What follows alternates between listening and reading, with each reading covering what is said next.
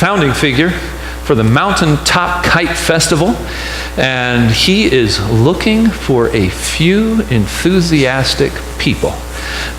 He's also a neighbor of Dean and Carrie Klein, and their kids have been part of the Kite Festival in the past few years. There's been 5 years annually, and Rich is coming to share a little bit about his passion.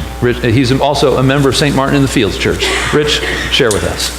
Welcome to you all. Thank you for letting me be here and spend a few minutes talking about the Kite Festival. Who has been to our Kite Festival? A few of you. Okay, well, they know what I look like when I'm at the Kite Festival, but the rest of you don't. So I'm going to share this with you.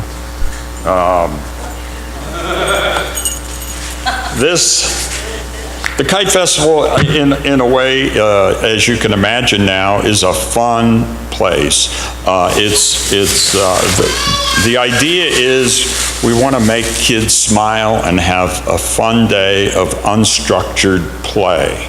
A lot of kids' activities these days involve a whole lot of logistics and minivans, and we go from soccer to football to baseball and all these things, and there's a lot of structure.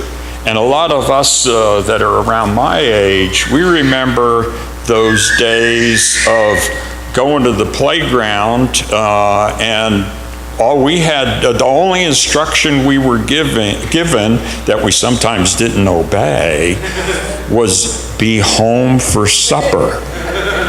Other than that, we went to the playground and we had fun. So what the Kite Festival is, what it was designed to be, is a day that harkens back, that we can show our children what it was like to have one of those days where there isn't structure, and yet it's safe, and the parents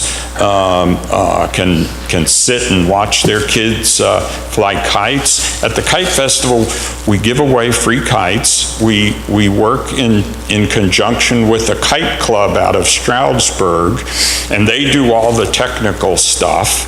And so the problem that I'm here to tell you about is I belong to a very, very small church, the little stone church at the corner of New Angola and Church Road. And the event is really too large for us to maintain the number of volunteers required. So this year, the vestry voted not to continue having the Kite Festival. So the festival is an orphan hoping to find an adopting family. And I came to your pastor because I know Carrie and Dean and Natalie and Mac, and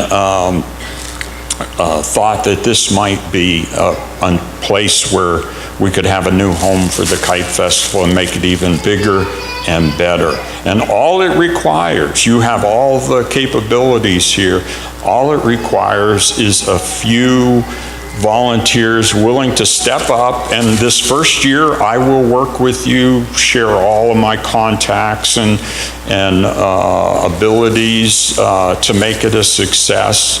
But it would be so much nicer to see this thing continue as a wonderful, happy community event as opposed to seeing it disappear. There are no other kite festivals in the area. This is the only one. Gives you a chance to associate with something unique. So if you are willing, oh, we have a question? If we do this, do we get the hat? Twist my arm, we'll see, we'll see. Anyway, the event will happen in late September. Wind patterns generally favor the spring and the fall, and the Kite Club has one in the spring, so they work with us in the fall. Last year we gave away 147 free kites to children. About 400 to 450 people showed up. It can be even bigger than that.